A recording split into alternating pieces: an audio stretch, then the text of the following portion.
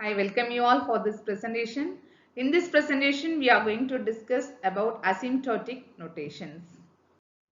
This is the overview of this presentation, introduction to asymptotic notations.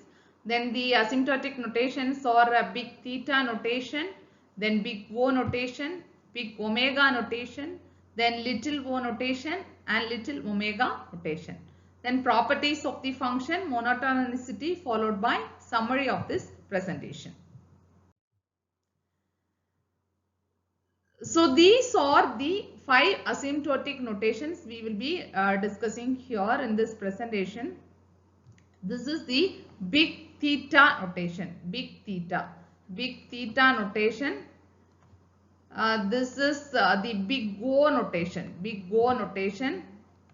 This is the big omega notation. This is the little O notation. And this is the little omega notation.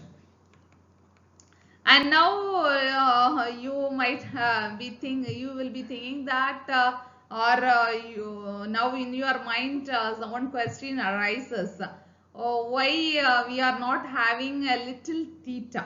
So we will see why we don't need a little theta, because we are having only 5 notations, big theta, big O, big omega, little o and little omega. Why there is no little theta is there? We will see what is the reason for that. So mainly why we need this asymptotic notations, or these notations means in order to represent the time complexity of any algorithm. So how we are representing the time complexity of algorithm means with a function only. So we have to write a function only. But for any complex program, if you are representing with respect to some function, the function might be very big.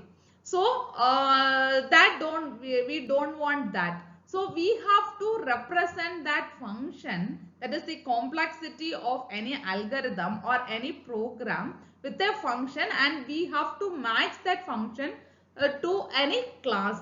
And always, if you write the time complexity, or if you find the time complexity of any program, it must have the value of any one of these only. One, that is a constant value. Then we are having log n. Then we will be having root n.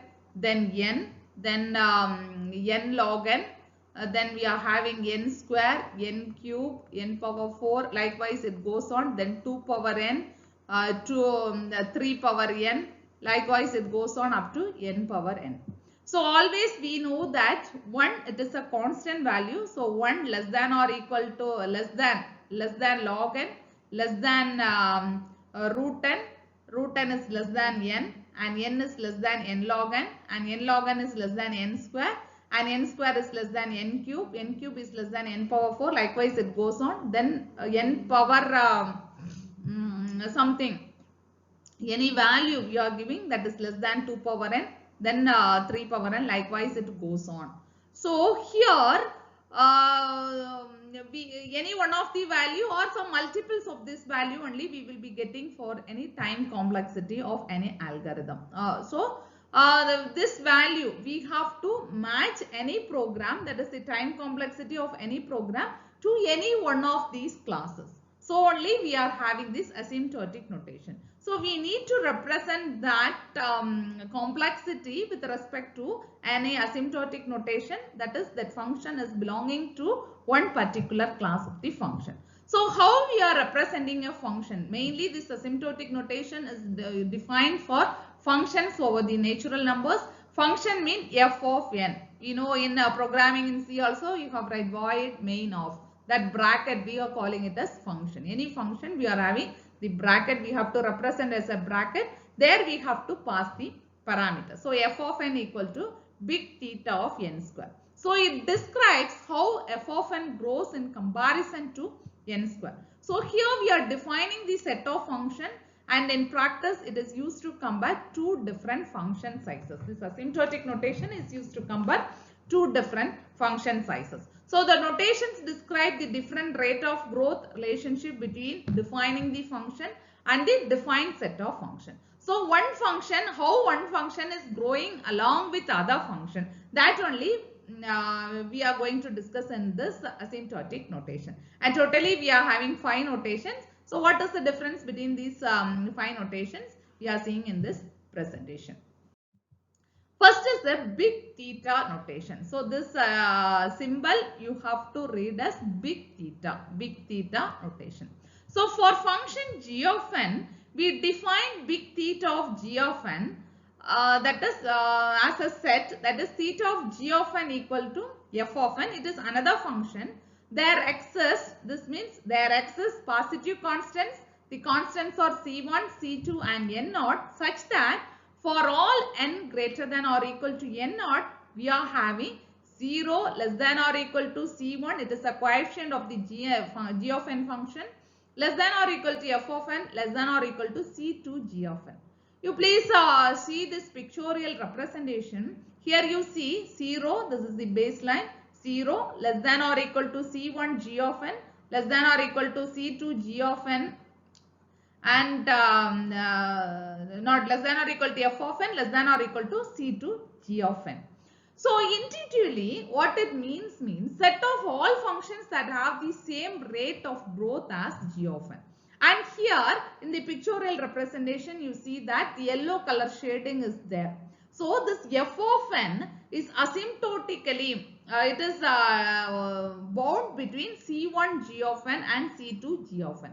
So g of n is an asymptotically tight bound for this f of n. So f of n is lies between the coefficient c1 g of n and c2 g of n.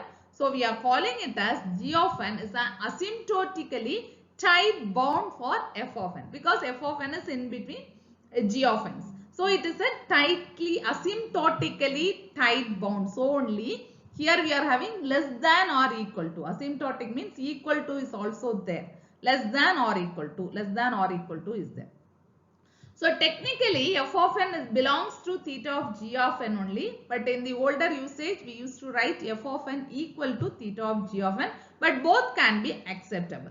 And here f of n and g of n are non-negative for any large number n. So this is about the big theta notation. Next is the big O notation. So this notation we have to read it as big O.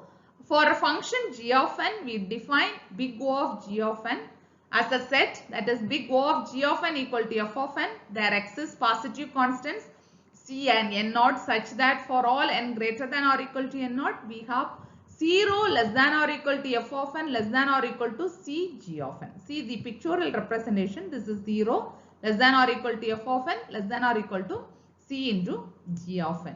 So intuitively here set of all function whose rate of growth is the same or lower than that of g of n. So here g of n is an asymptotic upper bound. See here this acts as an upper bound. See g of n is an asymptotic upper bound. So only it is less than or equal to asymptotic upper bound for f of n. So f of n equal to theta of g of n implies that f of n equal to a big O of g of n, and theta of g of n is the subset of big O of g of n, because we know that in the previous case in between we are having c1 g of n and c2 g of n.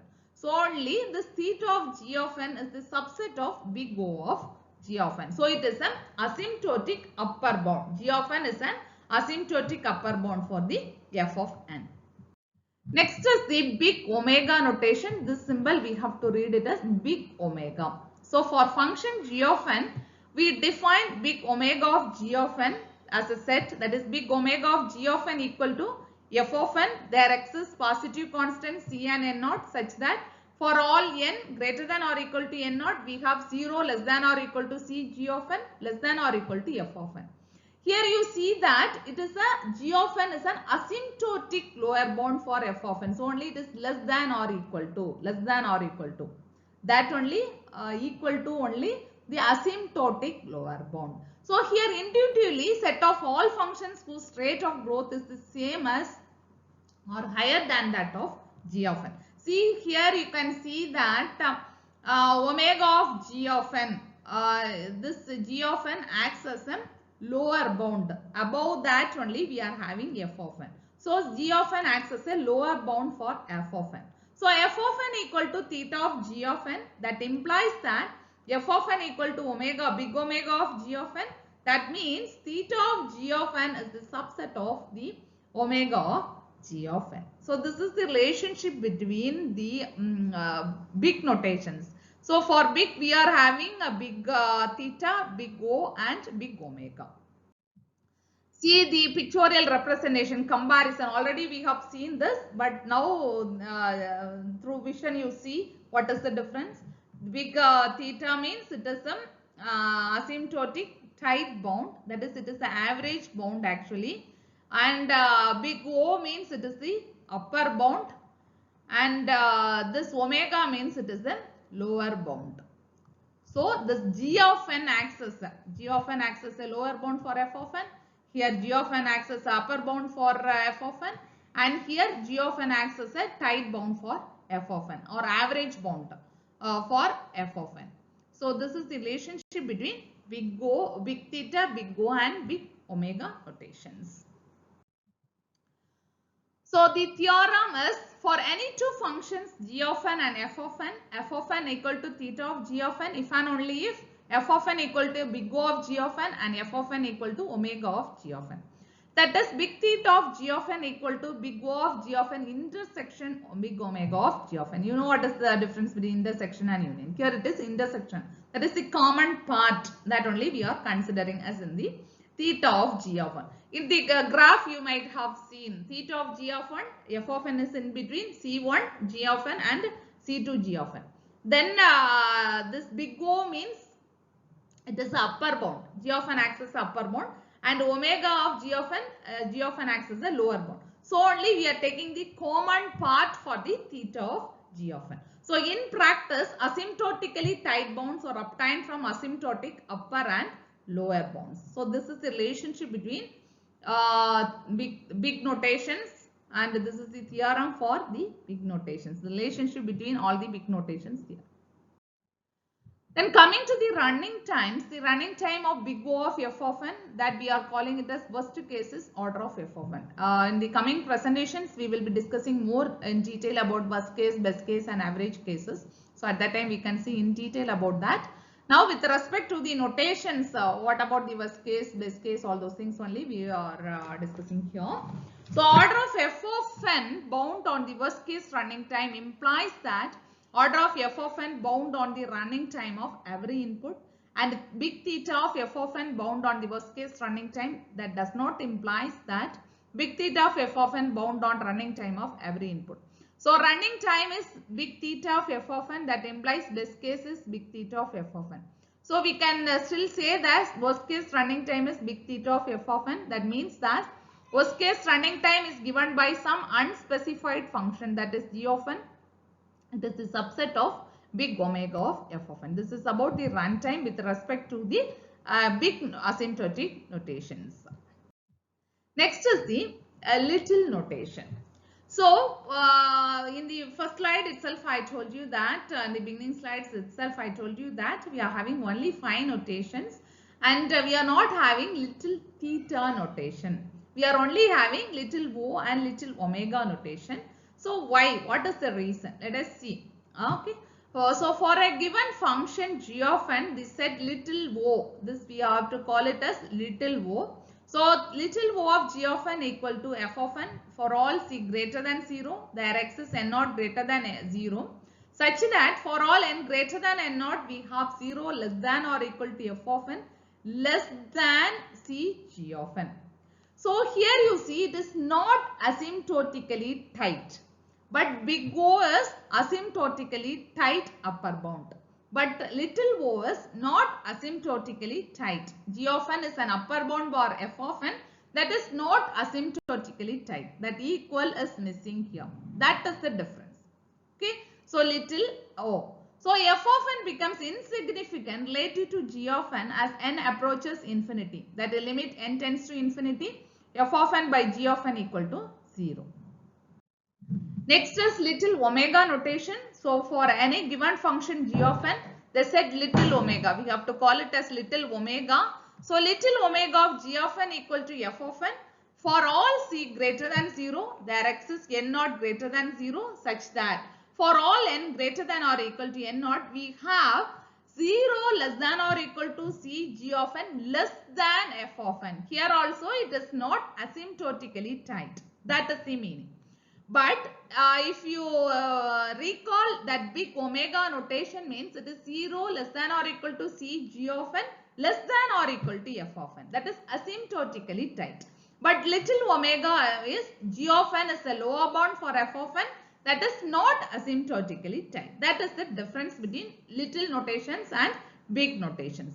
And here f of n becomes arbitrarily large relative to g of n as n approaches infinity. That is limit n tends to infinity, f of n by g of n equal to infinity. So now we discuss about the little o and little omega notation, and you know the difference between little and big o's and omegas. So now we know a clear picture because little means that those are not asymptotically tight, but big means they are asymptotically tight. So what about the theta, big theta notation? It is the average bound. It is an asymptotically tight bound. So it is average. So there is no asymptotically tight concept is there. So only we are not having the little theta notation. Only we are having the big theta notation because it is average bound. Average bound, it is asymptotically tight bound only. It is not upper and lower. It is average bound. So there is no little notation for the theta. Only we are having for the O as well as omega. So comparisons of functions, if f if and only if g is equal to a if and only if b, when we are calling means f of n equal to big O of g of n which is equal to a less than or equal to b, and f of n equal to big omega of g of n which is equivalent to a greater than or equal to b, and f of n equal to big theta of g of n which is equivalent to a equal to b because it is the average case. Then f of n equal to small o of g of n that is equivalent to a less than b. See the difference between big O and small o. It is less than or equal to, here it is only less than because it is small is not asymptotically tight, big is asymptotically tight. That is the difference. And f of n equal to small omega of g of n that is equivalent to a greater than b. That means that here big omega it is a greater than or equal to b, but a little omega is a greater than b. That is the difference between these big and small notations. So totally we are having 5 notations, and we have compared with respect to the different functions. Then coming to the properties of these asymptotic notations, all the 5 notations have the transitivity property. That is, we know that transitivity property means if A related to B, then B and B related to C, then we can call it as A related to C. That is the transitivity property. So here f of n equal to big theta of g of n and g of n equal to big theta of h of n implies that f of n is equal to this one, the big theta of g of n. Likewise, it holds for all the other notations also. So all the notations follow the transitivity property. F of n equal to big O of g of n and g of n equal to big O of h of n implies that f of n equal to big O of h of n. Likewise, it holds for all the notations. Then coming to the reflexivity means A related to A, that is the reflexivity property. So here f of n equal to big theta of f of n equal to big O of f of n, and f of n equal to big omega of f of n. So reflexivity does not hold for the little notations. Only it holds for the big notations. Then coming to the symmetry property, f of n equal to big theta of g of n if and only if g and f n equal to theta of f of n, because it is a tight average case or average bound. So symmetry property holds only for the theta notation. Complementary property, f of n equal to big O of g of n if and only if g of n equal to big omega of f of n, and f of n equal to little o of g of n if and only if g of n equal to little omega of f of n. So these are the some of the properties of the asymptotic notations, all the 5 asymptotic notations. Then coming to the monotonicity, monotonicity in the sense the function is either non-increasing or not decreasing. That only we are calling it as a monotonicity. So if a function is monotonically increasing means if f of m less than or equal to n, that implies that f of m less than or equal to f of n. And a function f of n is monotonically decreasing means if m greater than or equal to n, implies that f of m greater than or equal to f of n. And strictly increasing means if m less than n, implies that f of m less than f of n. And strictly decreasing means if f of m greater than n, implies that f of m greater than f of n. This is the monotonicity property of a function. It is for the function, not for the asymptotic notation. It is for the function. So in this presentation, we discuss about the introduction to asymptotic notations, and we discuss 5 asymptotic notations, that is big theta, big O, big omega, little o and little omega, and there is no little theta notation.